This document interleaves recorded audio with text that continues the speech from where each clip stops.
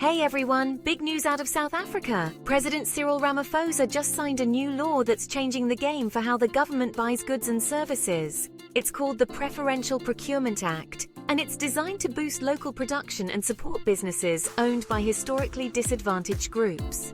Now, this law is shaking things up. It allows the government to favor certain companies during the bidding process, even if their prices aren't the lowest. So if you're a business owned by Black South Africans, women, youth, or people with disabilities, you get a leg up on the competition for government contracts. The goal here is to tackle economic inequalities that have persisted long after apartheid ended. But it's not all smooth sailing.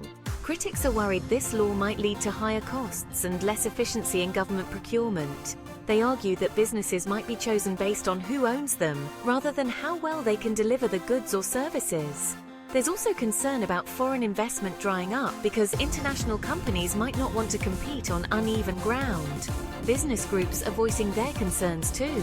They say the new law could create uncertainty and scare off investment. They believe a more transparent and competitive system would benefit everyone, regardless of ownership.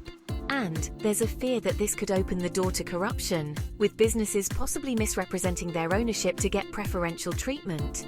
On the flip side, the government defends the law, saying it's a necessary step to correct historical imbalances and promote economic transformation. They argue that the old system favored large established companies, many still owned by white South Africans. The new law aims to level the playing field and give smaller Black-owned businesses a fair shot at government contracts. So, what's the bottom line? The impact of this new procurement law is still up in the air.